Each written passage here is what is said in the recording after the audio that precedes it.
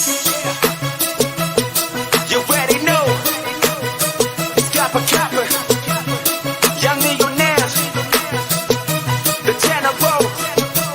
Okay, I wake up every day, I'm feeling good, I'm feeling great. Every day I'm getting paid, man, this life is going great. I just wanna celebrate, I made it in and out of state. $1 million in the case, I got it hidden somewhere safe. I multiply all my millions and really I am extremely wealthy. I distributed my millions with my family. This is just the beginning, I purchased a Lamborghini. Driving around the city, believe me, you haven't seen me. Made it through all the struggle, defeated all of my rivals. I was never entitled, I had to fight for survival. Man, this life is amazing, it's crazy the way we made it. Now I'm living my dreams and I'm barely just getting started.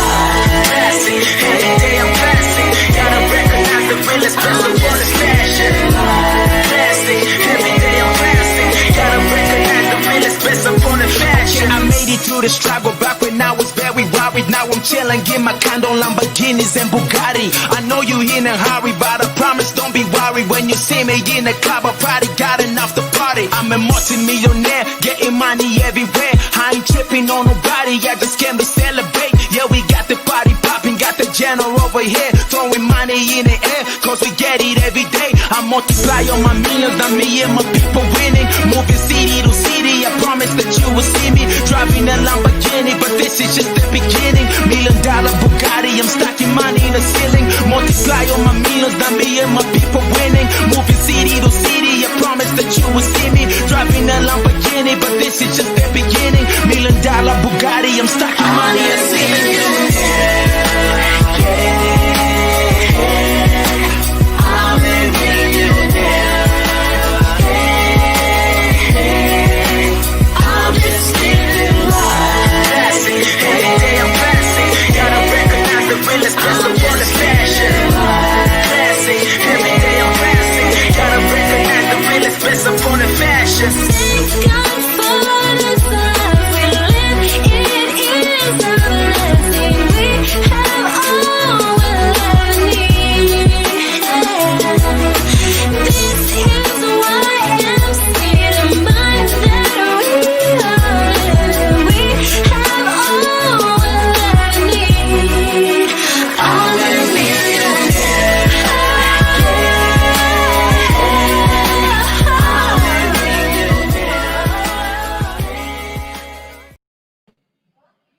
The Truth Podcast. We're live here from the grill. It's me and the Big John. We're missing two of the truths, but we're about to kill it. I'm really excited about today's topic. It's going to just be freaking amazing, John. You know what I mean? The topic John's going to throw up there today is it's all about making assumptions, right? And one of the big things is anytime you start to make assumptions, you really set yourself up for a lot of suffering. And before we got on this podcast, me and John were chopping it up with a few subjects. And first I want to talk about kind of like making making an assumption is and how it really sets you up to suffer. You got any input on that, John?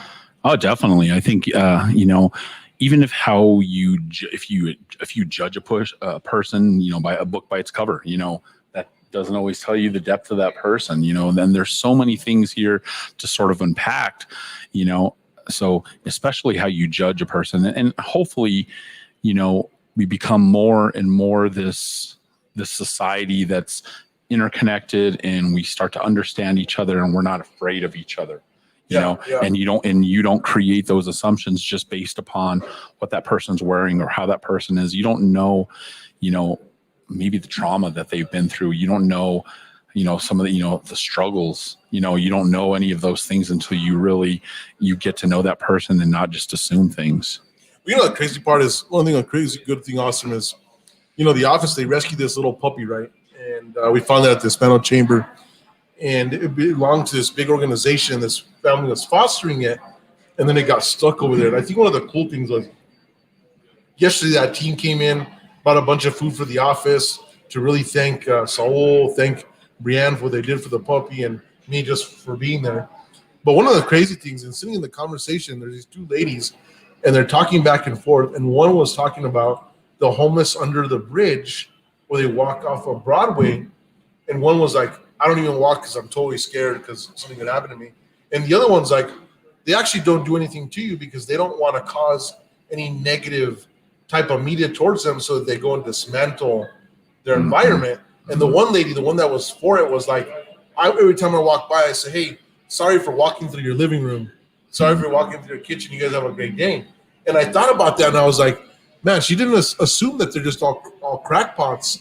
But, you know, I always kind of go there and think, you know, I go into my military mind and my past and think, well, I go based on the risk versus reward. So I don't make an assumption that they're bad, but I don't know if I'm going to walk under the bridge when it's dark, right? It kind of, you know what I'm trying to tell you? I know. So I think a lot of people get making assumptions and risk versus reward mixed up, but I want to really focus on assumption and on that. And John, you hit that right we're talking about. You're going to assume somebody doesn't know what's going on. I mean, how many times has that really happened in Silicon Valley? I hear about this all the time where guys are walking in flip-flops into the Ferrari, the Lamborghini dealerships, McLaren, and people are dismissing them. And they're the guys that got the big bread loaf, basically can buy the car, right? They could probably buy the dealership. Yeah, that could buy the dealership. Yeah. And that's the part that I think is crazy. And I think I've never really had that. I've never had that issue where people have seen that. I think it's kind of like what I've talked about, my 10 rules, right? Really don't swim upstream and dress for where you want to be at in life.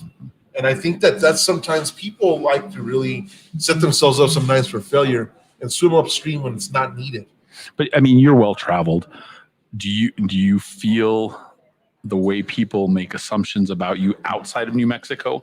Because I mean, New Mexico, we're one of the only minority majority states in the union. Okay, to where, but if you travel to Arizona or to California, other place, I mean, I like one of my, our friend Richard. Yeah. I remember one time we were in California and he's there at the pool and this lady walks up and she's all, "Senior, can you give me another towel?" And he's like, "Where the fuck am I gonna get you a towel for?" You know what I'm saying? Yeah. They assumed he was part of the help because he's Hispanic. You know. Yeah. So have you encountered that? You know what, John? I think for me, I've been encountered too much. I'm on the lucky side. I'm not say lucky. I'm just different, right? Like I'm light skinned. I got the colored eyes, and I'm tall, and so I've always been super fit. So I've never had that issue. But I think one of the things that I did, I've had that experience with my dad and my mom when they went to pick me up in the military, and my dad pulled up at the gas station, and the guy didn't want to put him gas. They were in the South, right? But they would have put gas for my mom. A lot of weird shit I've seen that. So I don't think I've experienced that, because one of the things that I've always known, and because I was well traveled even as a kid. What I realize is one thing: if you have size, like big muscle size, people are going to stay away. They're not going to mistake you for any of that stuff, right? The second thing is that I also carry myself with a lot of confidence. And third piece is, I tend to show you my presence, right, and success. So that's kind of like the equalizer. And that's kind of like what I was talking about. I mean, you were there for my mom's mass, and even the rosary and the celebration of life, and what I read and what she really taught me, right?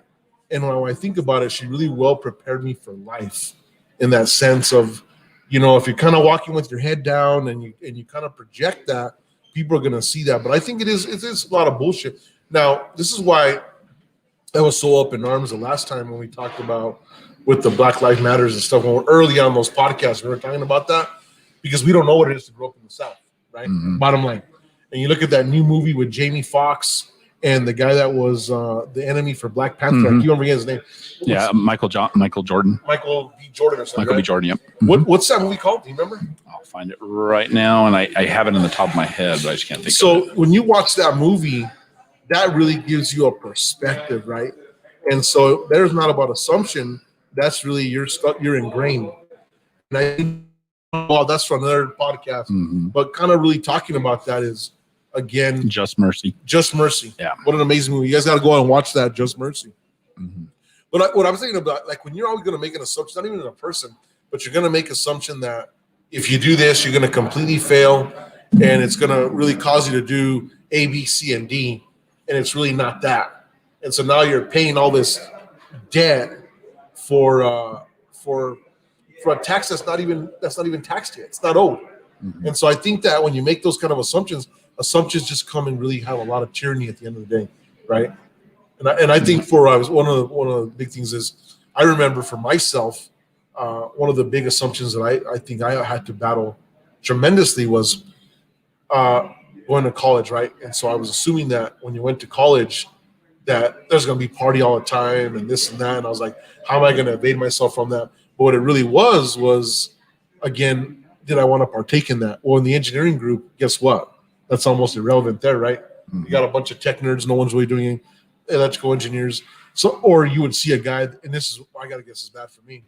I remember I see this one guy walk in and he had tattoos, and I'm thinking, he's not that smart. What is he doing? Turned out to be badass at mathematics. You're making an assumption. Yeah, you know what I'm trying to tell you? Yeah. And so I think it's a horrible human condition. I think it really is. I think it's just something, and maybe it has to be something like biological, that it has to do with competition. I think it has to do with competition. You know, I mean, we're not that far removed from animals, you know, and animals compete with each other and humans compete with each other, and it's a sad quality. But I think as people evolve intellectually, they're able to move away from those things. Yeah. You know, so I mean, and that's the whole argument for tolerance and equity and understanding, and, you know, building a society that interacts better with each other, because you slow down your assumptions. It's not, I don't think there's anybody that's free from assumptions. No, I think we kind of like you say, as you get well traveled and you learn certain things, you're like, you know what, you don't make that. But I think when it gets to a certain point, I like what we were talking about. We're going to kind of jump a little bit. This might be a little touchy, but, you know, John, we were really talking about me and you back and forth. And you got to think about that. You got someone who, I kind of stay really close to the 70% of the right. You're on the left side, Mm-hmm. but we're always coming to a common ground, because we're not arguing about stupidity, right? We're not like, hey, I got a red shirt, you got a blue shirt, or we got a green shirt. We don't give a shit, right? What makes sense? But let's talk about a little bit about what we were talking about with the pandemic, right? And I was talking about, well, we should have taken the approach of kind of what Sweden did, and then you brought your approach and said this, and we've made these assumptions that if we just close everything up, that we're not going to have these spikes and all this. But we made an assumption that everyone that got sick was going to end up in a ventilator. That's not the case. The case is not even 3% of them end up in the ventilators. It causes something else. Yeah. So we cannot live, and this is why I always tell people, I live on empirical data. I do not get in a business deal assuming that it's going to make money just because someone told me. Or by a gut feeling. Yeah. Or a gut feeling, right? Mm-hmm. I write the empirical data. Yeah. What's the market trending doing now? You know, you look at right now, you look at real estate's at its top, highest, and everything. It's going to bust, right? We've seen an economy, and it's right like before 08, when we're all sitting there and, we'll just keep on buying. Those people took it. And so right now, don't make an assumption that it's just going to continue going up. There's that threshold. So you got to kind of kick back and then sit back and say, what is empirical data? What has the past shown? Am I going to get my ass kicked on this deal? Am I going to get my ass kicked on anything that I invest in? And I think that. Do you see a worse recession now in 2021? John, you know, I think the scary part for me, what I look at, it all depends what our government does continue, right? We talked about this. If we continue shutting shit down, we're going to eliminate the small guy. It's inevitable, right? Mm-hmm. But we're going to now eliminate what I call the SMB, the small medium guy. You look at, I don't know if you saw that statistic that just came out, because I look at the stocks, right? You look at McDonald's, obviously. You look at Amazon. You look at Chipotle. Chipotle doubled their volume under COVID than they ever have in their life. Yeah. But they literally have all they are is dine in. So what are people doing? They're rolling through that place. Yeah. Well, McDonald's, we know, prides themselves on their freaking window. Mm-hmm. Well, Well, it's kind of like I know a general manager at McDonald's, and he says they've never been more profitable, and they like that they don't have to deal with people sitting in their place. They don't have to clean up after their messes. If they had it their way, they probably wouldn't go back to dine in. profitability. Oh yeah, no, and that's, I think, a positive quality that we're going to see out of this is that it's pushing us into a future that was maybe 10 years away. Do you see what I'm saying? And making it fast forward. I think that's where we're headed, is that things are going to evolve a lot more quickly. But, going back to the economy, who's going to get caught up in that? Well, a lot of unskilled labor is going to get caught up in that, because I saw a documentary, I think a couple of years ago on 60 Minutes, and the guy, he was called the Oracle of AI. And he prophesized that within 10 years, 40% of the jobs won't exist because of artificial intelligence And automation. So, because of automation, because truck drivers, eventually robots are going to freaking drive from this place to this place because they can cut out the human part of it, So I think it's what's going to happen, John, honestly, and this is being optimistic. I think it's going to be a combination. I don't think you'll eliminate the truck driver, but you eliminate him driving all the time.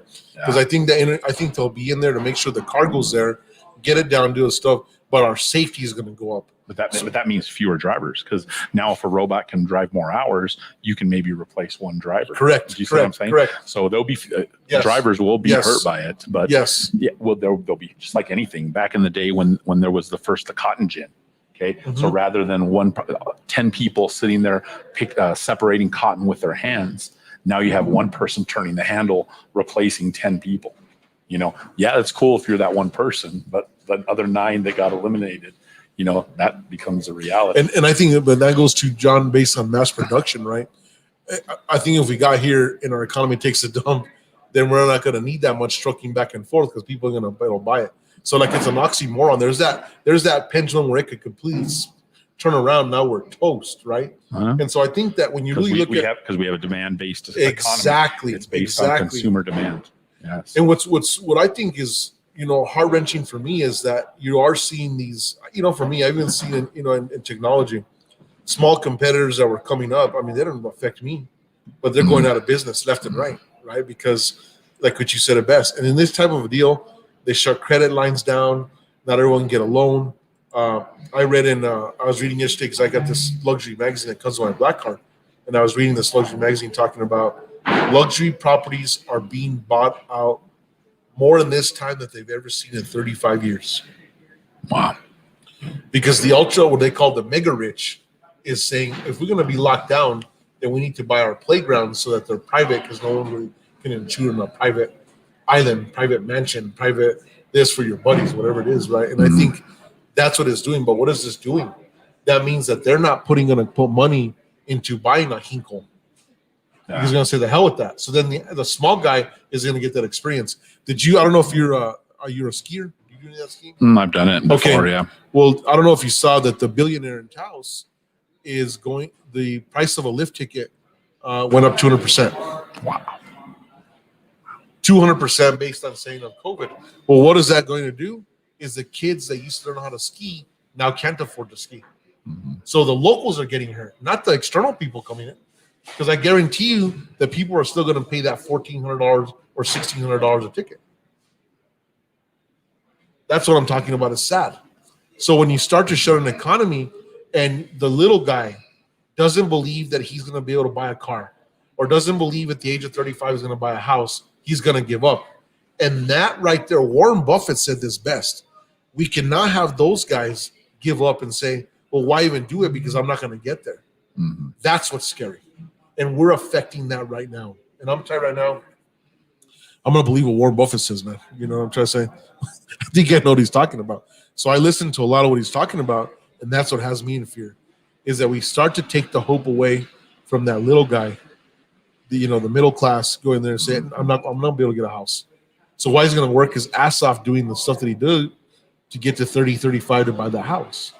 Mm-hmm. Something like myself. Oh no, because the economy is so interconnected that it completely depends upon that huge percentage of the population that keeps the economy growing. That invests, that goes to Hinkle, that goes to places like right here, we're at the Grill on San Mateo, that comes here twice a month, and then this place creates other jobs. And you think about that, John, and what's scary about that is that you're never going to affect the ultra rich. It really creates an economy. They actually get richer because Yeah. they're sitting on so much cash that when there's a downturn in the economy, they can actually scoop up things at cheap prices. Absolutely. I mean, it happened during the Great Depression. It's going to happen during any other downturn. It's and I used to teach this in social studies. It's Bugs Life. It's the ants and the grasshoppers. Those grasshoppers are just going to keep benefiting off the ants, and it's not going to affect them, but who it's going to affect is everybody underneath that, because we're all interconnected to it, but at some point, history tells it that eventually those ants rise up and say, fuck, this is got to stop. It is, but let me go with this. What's going on also, kind of a little segue about this, right?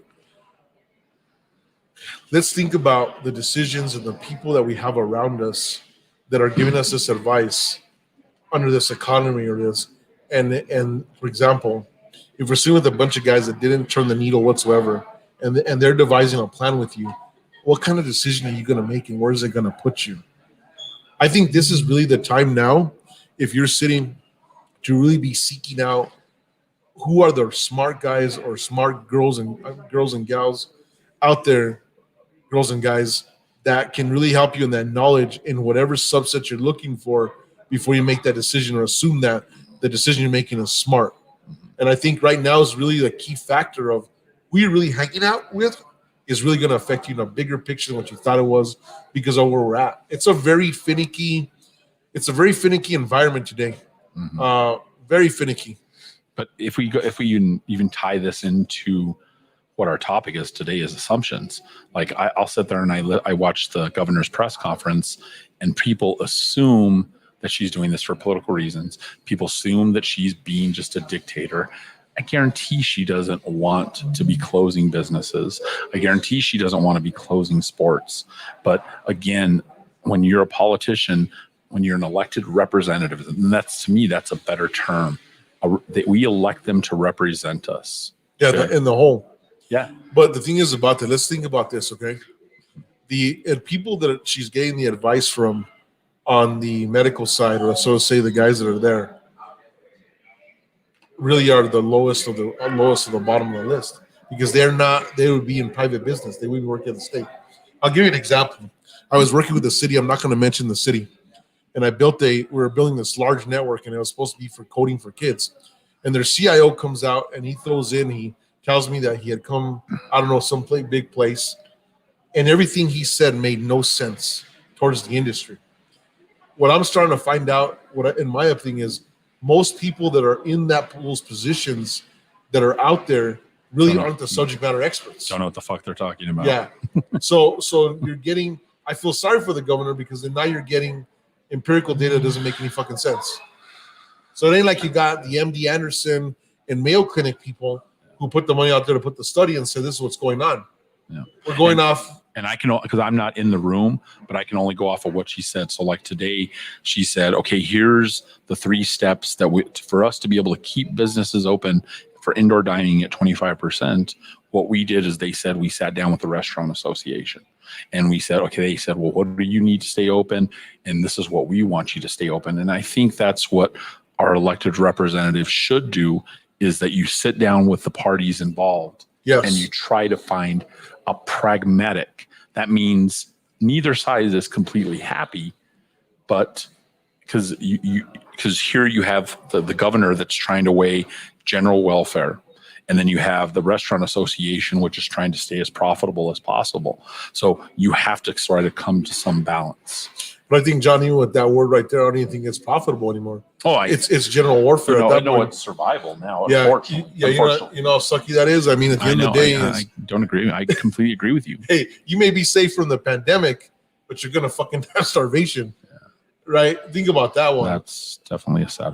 You can't go. You got the sniffles, and you can't afford to go buy Sudafed, and all of a sudden now you're so congested that if you do get the virus, now it's in your mucus. Yeah. So there's a shit too that doesn't make any sense. At the end of the day, when we're sitting across the board and making these decisions, we have to sit down with what's affecting you. I always one of the funniest things that I used to come to my mind is, if we just treated stuff like sports, we would just be so much ahead of the game, right? Think about this. In sports, we go out, we watch. Look at your son. He's a quarterback. He's killing it. He's going to all these different things. You're watching him, or his coaches are watching him and thinking, if he does this minor change, he's going to be this much greater. They're not sitting talking about what Aiden should do without watching him. That's fucking crazy. Yeah. So if you imagine if I never watched your son play football once in my life, and I said, well, you know what? Tim Tebow did it this way. I think we should do this. Yeah. And I said, this is what you're going to do, and this is what I want you to do it, or you're not going to be able to play. Yeah. You see what I'm trying to tell you? No, I understand because, and unfortunately, there's no playbook for this situation. Do you understand what I'm saying? Mm-hmm. So in February and March, I guarantee they wish they could do things over again. I think they wish, I guarantee they wish they could say, you know what? Let's make sure we have a national strategy. Let's make sure that every state is at least doing this. And then we won't have to shut down. Okay. I've seen reports on these other foreign countries that are handling it so much better in places like Thailand. And you think that would never be a place of cleanliness but I mean, they've handled it, but they also have factors that we don't have.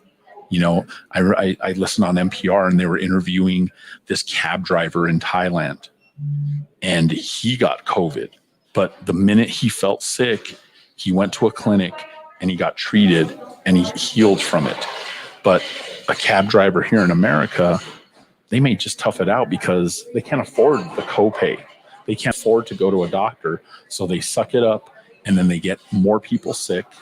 And then it becomes this systemic problem. You know what I'm saying? So there are all these, and we make assumptions that our governor is doing this for a reason. Well, she hear that she she'll work in the White House, and that may be so, but those aren't the reasons that she's making these decisions, because she's again torn between that balancing act of the ultimate worst thing for her is for the hospitals to be full and to send people home to die. Yeah, and I think, John, like, I'm with you on that. Like, I don't think I know the governor, and I think she's done a great job in what she's done. But I think that a lot of the information that's coming is just not right. And so I think we were worried about that whole situation of the hospitals being full, but now we're laying the people off at the hospital, so we don't even have a chance of getting full because now there's no staff. Correct. So the very thing that we're assuming was going to happen, well, the staff's not even there, because everything went to shit. But ultimately, John, this is the bottom line. Yeah. And again, part of that that's a for-profit problem that other countries that have universal health care aren't experiencing, because they don't have to worry about shutting down non-elective surgery. I'm you know what the thing is, John, I'm 1,000% with you in this. And look at me, I'm one of the conservative guys you'll ever meet in your life. And I'm gonna tell you this: the healthcare industry should not be a for-profit. The education system should not be a for-profit. No. Those are two industries that cannot be for-profit, because then how do I know if I'm sitting on the other side, are you making the right decision for me, or is it based on that you're going to get a Mercedes? Oh, yeah. Now, are you going to get a bonus from the pharmaceutical company? So am I saying pay doctors shit? No. No. Am I saying just like teachers? Yeah. Pay police officers, pay firefighters. There are some industries where they should be because of their value to society, they should be highly paid, but it shouldn't be based on performance. It shouldn't be based on, you know what I'm saying? So if I give more mortgages out, then I get a bonus. Well, that's what created the mortgage problem. Yes. If I write more tickets, then I make more money. Yes. That shouldn't be that Or way. I go to court, I get 3.5 times my hour. Exactly. But the thing is, we're putting these systems in place that don't make any sense. So what are we doing, right? And so I think, John, let's touch a little bit about that, right? Mm-hmm. So based on how much work you put in and what you're doing in the doctor, get paid the big bucks. But it's a flat line paid big bucks. Our taxes go into that structure. It makes sense of saying, okay, all these people that do this, it would create more jobs, and I call it the low-level clinic work. You got the sniffles, you run this, and you can get up to here. But one of the things, John, this is what I got to say. A lot of people got to take initiative. There's a lot of these urgent cares now that are popping up all over the city. And if you pay $60 a month, you can go unlimited times. So if you can't invest $720 into your health, there's something going wrong. Because I guarantee the majority of those people that aren't doing that are spending more than $720 in beer. because we're the number one Crown Royal state in the union, and we're the number one for Budweiser. No, I agree with you. Okay, so That part I don't disagree with do you see what I'm trying to tell you? I know. So again, it's about but priorities. I know. Well, and like what we talked even before the show started, how important education is, how important family planning is, how important is having the opportunities to be able to support yourselves. So these are all these, I always make a joke, especially after a night of drinking or something like that. I'm like, God damn it, we figured all the world's problems out, but we wrote them on a beer napkin and lost it. You know what I'm saying? Look, this is getting to the meat. This is why we call this today was about assumptions, and this is what we really want to talk about. Okay, we got off some stuff so you guys can listen. This is what I want to make a statement. Do not assume that the state or anything else is going to be there to be able to take care of you. So let's jump into this stuff. Well, what can we do? And you got some truly. I'm going to put two feathers in our hats. You got some brilliant minds sitting here. A lot of education sitting on this side of the table today. So this is what we're talking about. Are you getting prepared for life? The life basics. Let's talk a little bit about that, John. Let's go through what we were talking about that. Let's get some of those basics so we can start hitting those basics, and I can add my 2 cents on what I think you should do from a full profit perspective, right? I've been on the profit side, and you was actually been on the education side. Yeah. So let's start at the very low level. Yeah, no. But what can we do to get prepared? And like I told you, one of my favorite quotes is the best tree was planted 20 years ago. Why? Because it's tall, it's strong, it's survived the weather. It can now maybe bear fruit. It gives you shade. It can stand up to a storm. But the next best tree we plant right now is the one we plant today. In between that, so, and it's a Chinese proverb, but I completely firmly believe in that. Yeah, we can try to fix things and we can prune that tree and we can maybe water it and make it grow up a little stronger. But the next one we can fix is for tomorrow. So how do we fix our society? That's for tomorrow. So like we're sitting across right now and we see young kids. What can we do? We can educate those kids. We can help them hopefully so that they can support themselves. So maybe they can have a chance at a career and not just a paycheck. But let's go even basic to that, John. Let's talk about what we talked about. You gave a statistic to me about the 55. There was 55 births in the United States. Give me that real statistic. Let's talk about that. Yeah, because this is what I'm a social studies teacher, and I always think the basic core to fixing things is providing universal health care, and also, and a byproduct of that is lowering teen birth rates.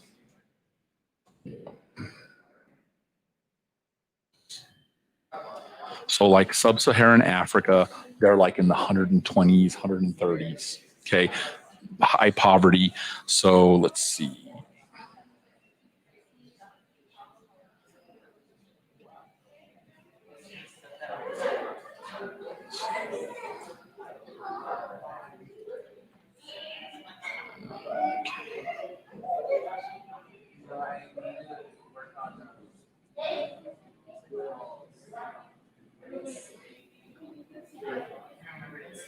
Okay, so this is from CDC.gov.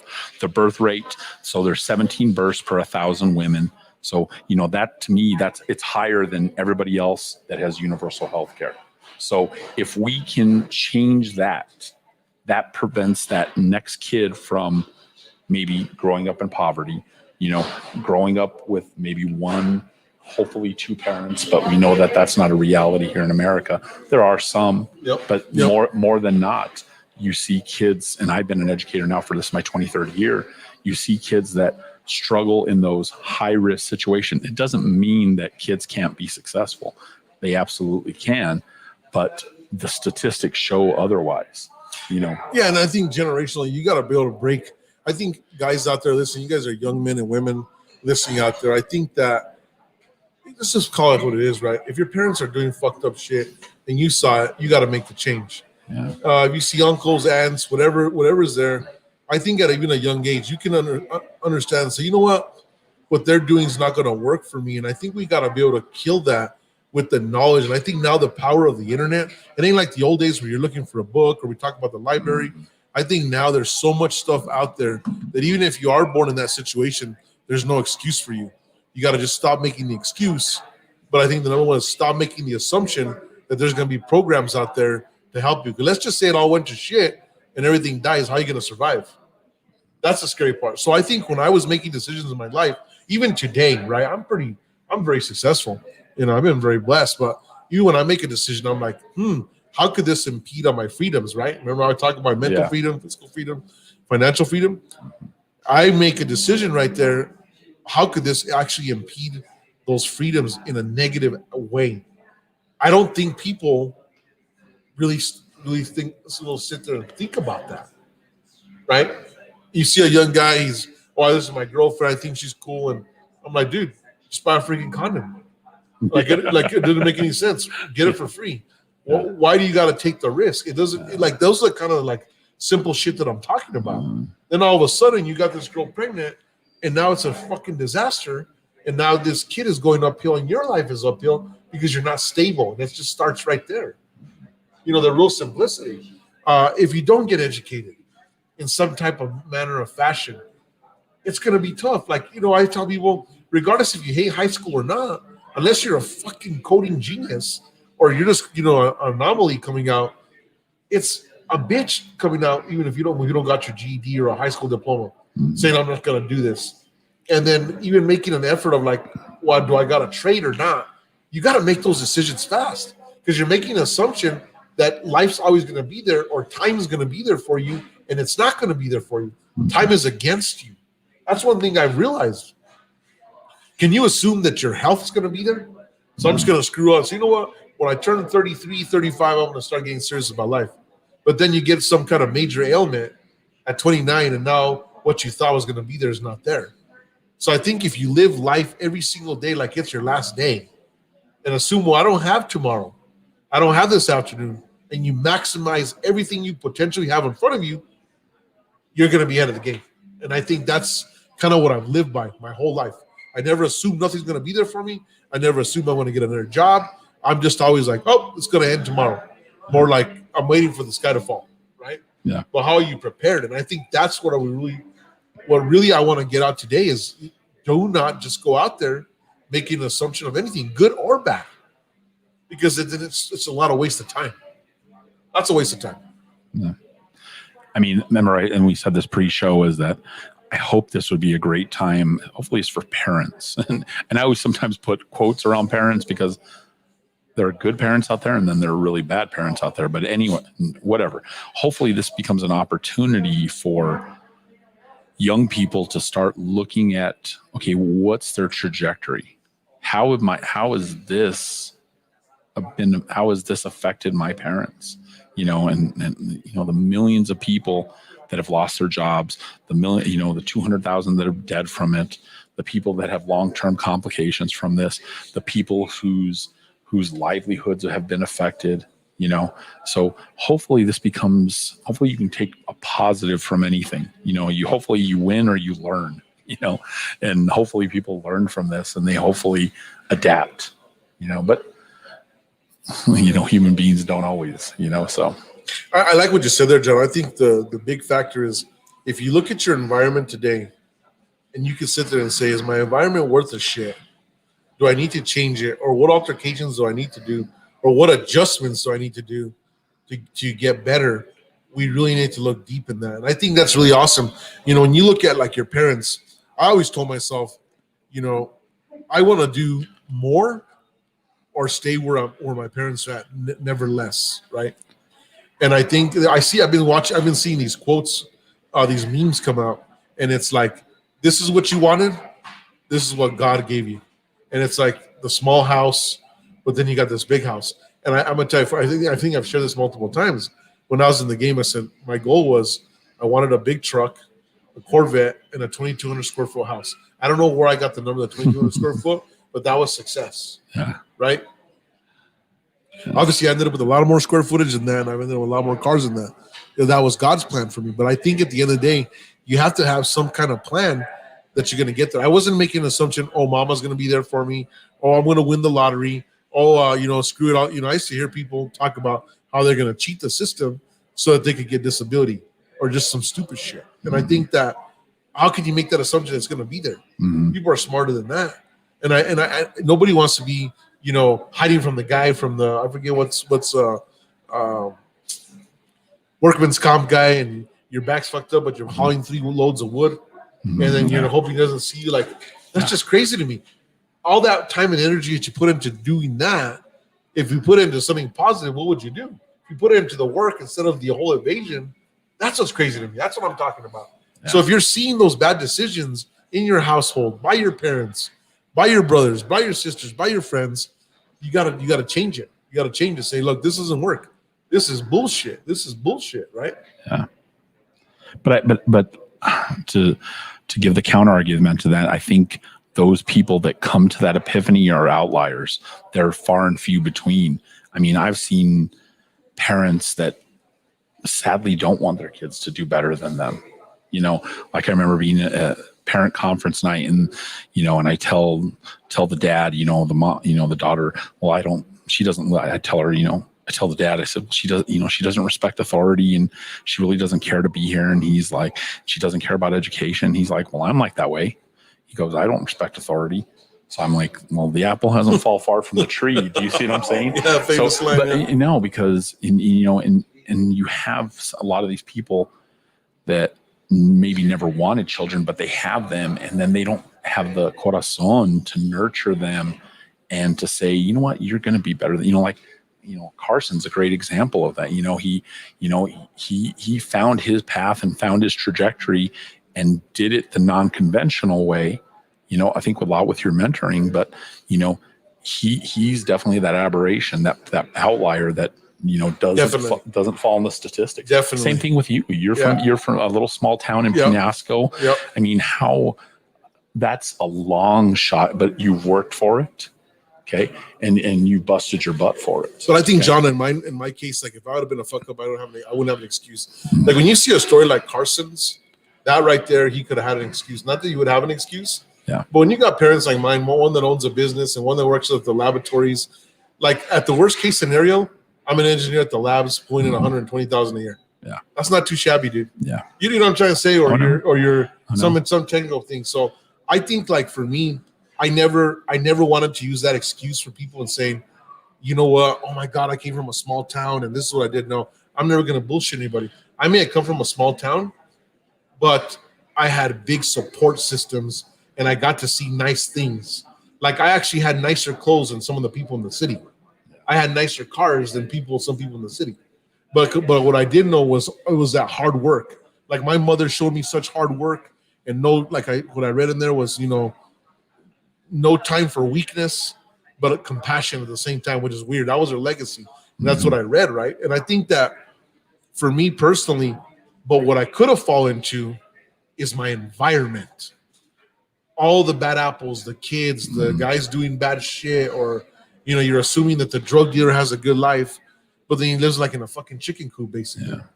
But again, how crucial were both your parents? Do you see what I'm saying? Crucial. That's what I'm saying. So, but you have tons of other kids that don't have that situation, that don't provide them those good examples, that don't provide them those learning lessons. But that's why we're here, John. This is why the Truth Podcast is here, so that you can watch this and you can see this and tell yourself, okay, I may not have it at home, but I can get this from the general. I can get this from John. I can get this from another guy who's got something good. And so what I'm saying, in this day and age, John, you have more of an advantage than you think you do, because just the media is so powerful. I'm not talking about regular social media like Facebook. I'm talking like the media outlets, like some YouTube trainings. Oh yeah, no, access to technology is completely. I'm getting ready to start tutoring a kid that's struggling in 7th grade math. And I cut right away to the brass tacks. I'm like, okay, back in the 3rd grade, he never used times tables. Okay, what can we do about that? How can we fix that?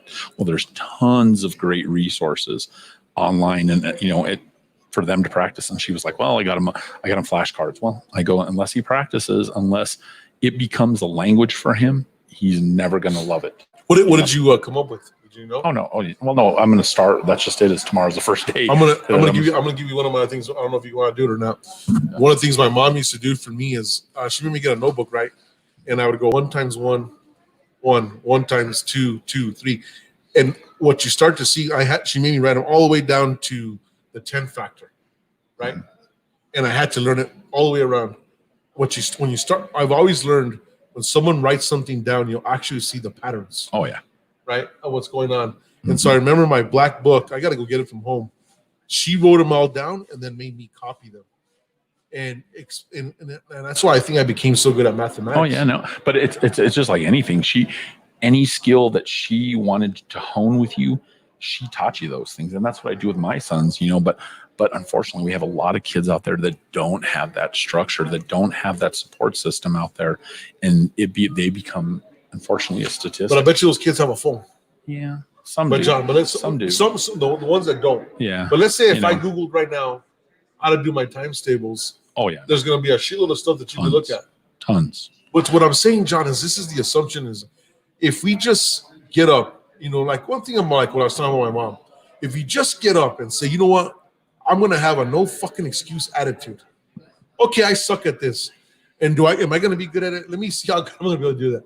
And you just focus, and you know what? You throw everything but the kitchen sink and you fail, that's okay. Yeah. But what I'm saying is, those values have to be taught. yep. And it's just like you can throw a seed right there on the ground. Is it gonna grow? No, you have to sow that, right? You have to put it in the ground. You have to build fertilizer. You have to add water. You have to make sure it gets the right amount of sunlight. So a human being is exactly that same way. So. And I guess what you're talking about, I guess what you're saying is basically true because I got to go to empirical data. It's the outliers that are doing what I'm doing. Oh, Saying I'm going to, so that makes sense. I guess it's not the norm, and I think that's what we're dealing with on everything. We're treating everything in the world. The media is like the outliers. We're focusing on the 3% that are dying. Or the assumption that everybody can succeed. Yes, because that's the hard part is to make that true reality of what everybody's going to get everybody's going to get a degree. Well, we couldn't function if everybody had a degree. You know what I'm saying? So when you make those assumptions or everybody's going to learn math that exact same way. Do you see what I'm saying? So that's the conundrum that education is faced with of how do we have all these balls that we have to juggle and we got to keep them, and they throw in a chainsaw and then they throw in this and we got to keep juggling. Do you understand what I'm saying? But I think, John, like when you really think about school, right? Mm-hmm. And you look at some of the subjects that are being taught, like why even teach them? They're fucking kind of a waste of time, right? Versus what's not being taught is true life skills.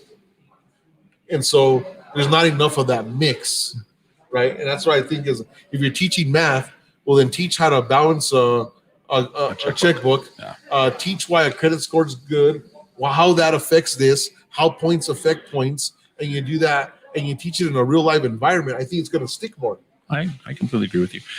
And see, that's where I'm not a bleeding heart liberal when it comes to education because I think, number one, I think a kid in elementary school, their foundation points them in a direction, whether it's going to be towards a 4-year university, towards a community college, towards a vocational skill, towards maybe the labor industry to where they're just doing work.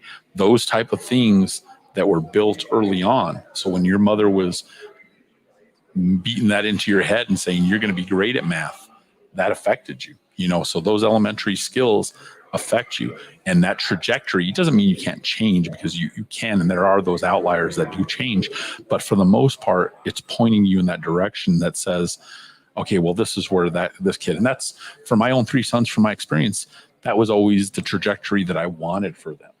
I wanted them to go to a 2-year university, a 4-year university, and to get that advanced degree so that they could have those comfortable things that truly I didn't. But one of my sons, he's right away already broke off and says, you know what? No, that's not for me. He's already started his own clothing line. He's a photographer and he's an amazing drone pilot, and he's going to do videography, and he flies around the country and shoots commercials for his business. And he has that entrepreneurial spirit, and he doesn't want to do it the way that his older brother and his younger brother are going to do it. Is he making money out of John? Not yet, but he'll get there, and he definitely needs to have a lunch with you. Yeah, I think when I met this one guy, right? I met with the banker one time, and he brought his son, and he's a big time banker, and he says, you know what, Jack, I want you to invest in my son because he's got this talent. And I kind of laughed and thought, Why aren't you a banker? You're a big time banker in a bank. Why can't you get him a loan? Yeah. And it was funny because when I told him that, he looked at me like I was just landed a space shuttle. Mm-hmm. And I said, if you can't get him a loan, why in the hell would he get a loan from me? Or why would I even do the loan? Why would I invest? I think a lot of times, John, like when you're sitting there, you sit there and say, okay, son, if you do this, what's the timetable? And can you survive? And are you going to be broke as shit? Or are you really making money on this? No. And I think that's the difference with most people. Like they come and say, I'm going to do real estate. And I watch them all the time. And they don't sell shit. And then they're broke and dying. But they left a good job. They left a 50. I've seen people leave $60,000 jobs to go do real estate. And I'm like, well, there's nights and there's weekends. Why wouldn't you do that as your second gig? To propel yourself instead of I'm just going to jump off the cliff. Yeah. And I give the perfect example, right? When I started Harmonics, I said, my goal is I'm going to save $100,000. And whatever it takes, when I save that $100,000, I'm going to do it. I'm not going to buy shit because I'm going to tell you right now, that first $100,000 is the hardest thing you'll ever achieve. The moment you save that $100,000, and that's whether you got to eat pork and beans or whatever it is. Yeah. No shrimp. It's a dynamic. It's a freaking weird ass dynamic. Yeah. Once you put away that $100,000, you put it away like you're never going to use it, and you start to live life. I don't know what it is. It's. I've talked to billionaires. I've talked to millionaires. I've talked to multimillionaires. They all say the same thing. We all say the same thing. Wow. And so I don't know what that is. And it's like, are you proving to the universe? Are you telling God I'm worth it? I do this because you look at of anything in the Bible that's mentioned the most, it's money. I can't remember what pastor laid it out. It's mentioned like I don't know how many times, but it's a resource. And so I think if we started to treat money like a resource, a valuable resource, we wouldn't just throw it out the window for whatever's coming out there. Oh, this new thing came out, I'm going to get it. No, it doesn't make any sense. That's what I'm kind of like getting to. And so if you're out there doing something, ask yourself, write it down, say, where do I want my life to be? How hard am I willing to work at it? What's my ability? Let's just use something basic. I had a friend that was in high school with me that went to college, and he was struggling academically. He tried to get into a hard program. And I remember the professors, we were all sad, and we're like, man, he's not going to make it. And he's like, I'm going to drop out. And the professor told us, you have nothing to worry about that guy. But you know what this guy used to do? He used to get under his truck to turn the starter manually and was always in a good mood. He used to buy and flip cars and make $200-300 to $1,000, right? He was always willing and dealing. Today he owns a very successful construction company, and he's developing houses left and right.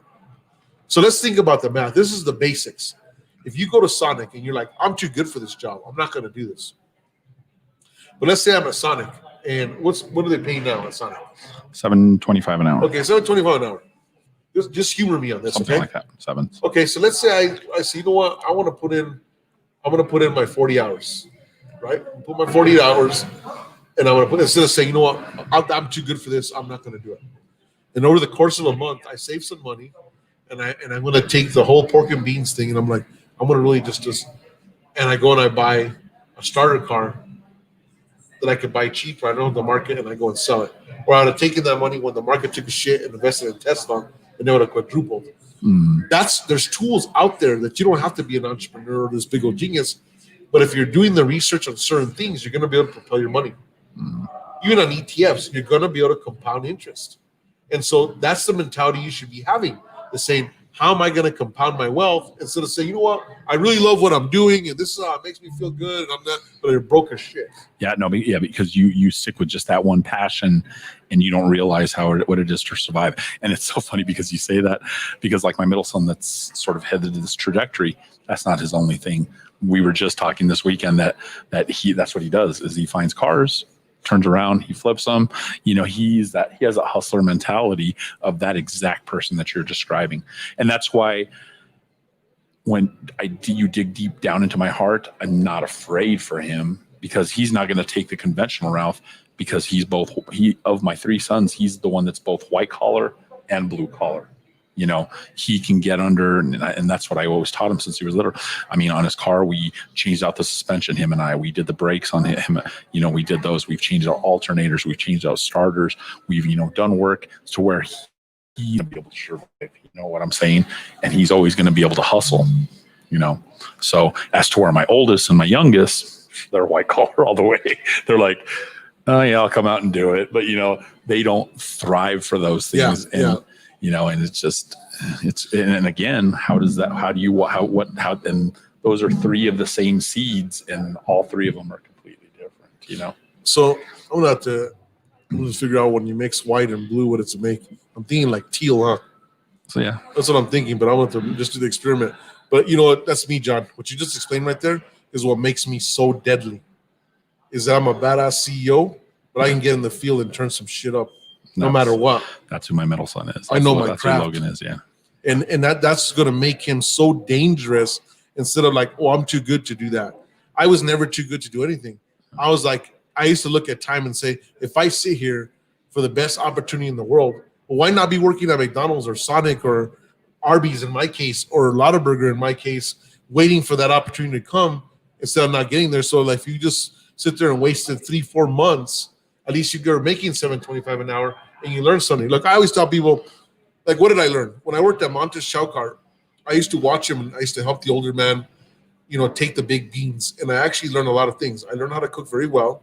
I learned how to chop tomatoes. I learned how to chop onions. I learned all these tricks that today are so valuable when I make the famous salsa or the cooks I did. And I learned all about what cook first. You always cook the eggs last, cook your meat first, stuff together when you put a meal. So all that knowledge is so valuable because that knowledge has brought me so much value in my current life. But what it also taught me is that everything has to have a system in place. And if you learn the system like of cooking, so at the end user, when you come with that customer, if you cook the eggs first and you let them sit there, they're going to be cold as shit. But if you're going to, unless they're going to be smothered, right? So you got to realize at that moment, well, then you want the chili nice and stove hot, because when you throw in the eggs and the potatoes, it's going to heat them up. But if you learn to say, you know, what takes the longest? Okay, potatoes take long. Cook your potatoes first.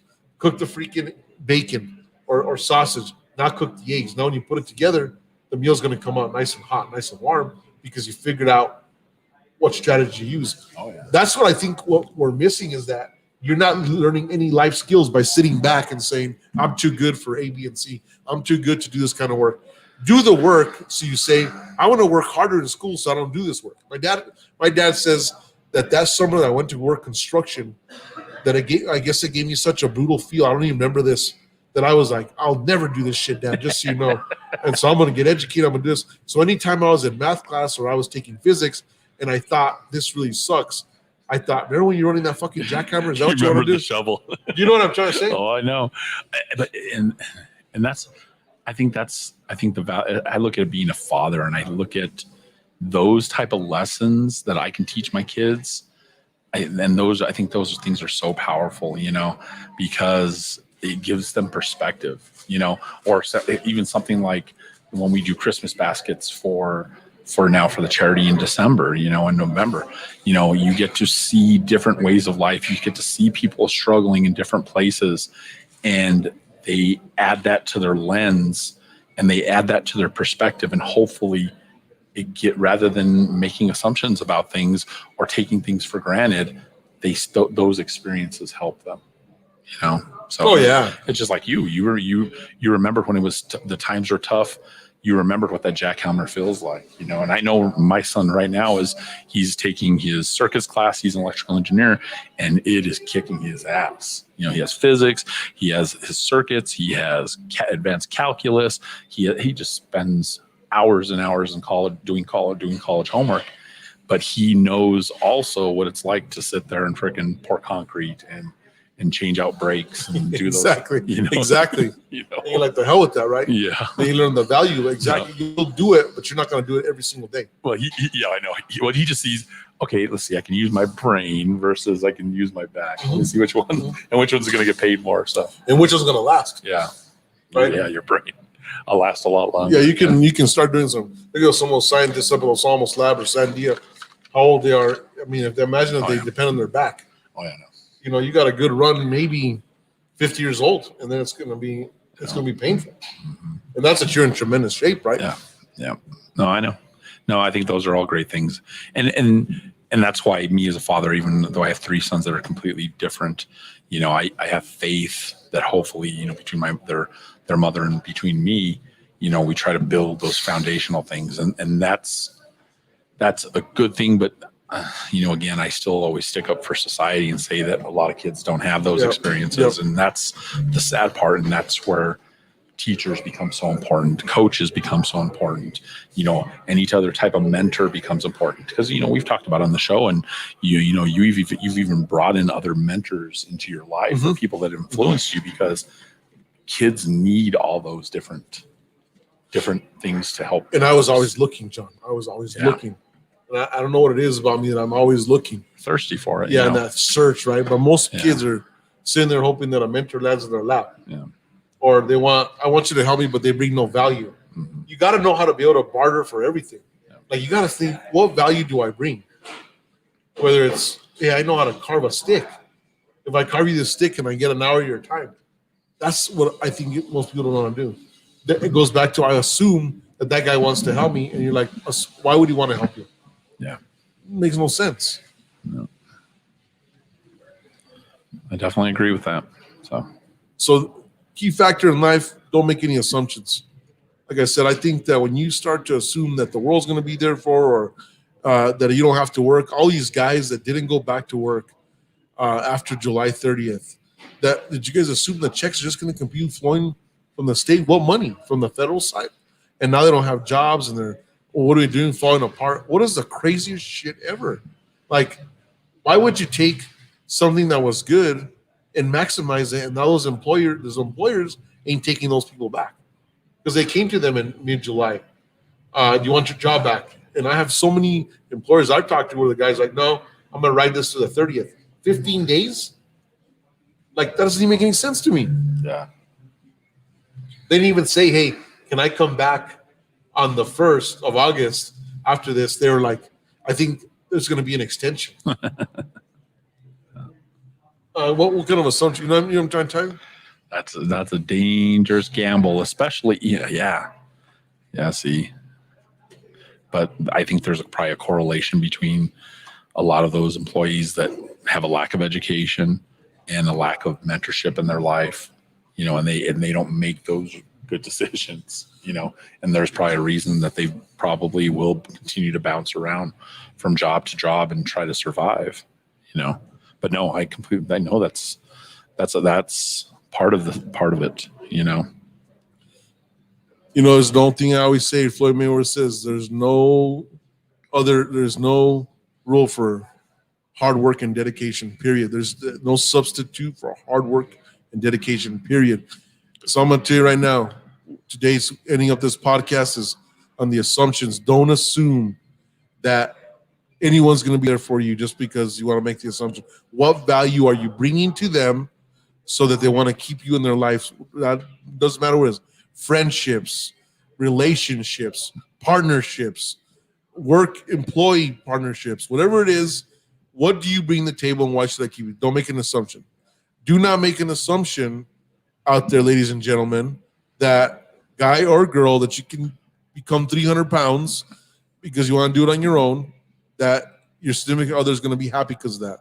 Do not assume that you're going to just make some bullshit deal and that it's going to pay this high dividends and that you lose all your ass and your money. Doesn't make any sense.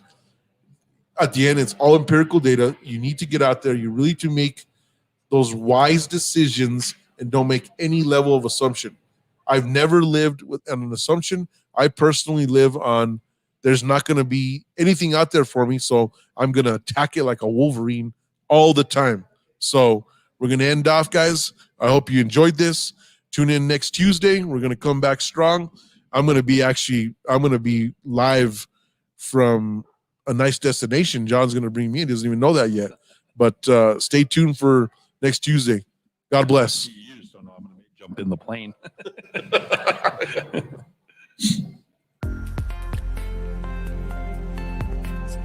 Harmonix Technologies, your New Mexico business IT solution.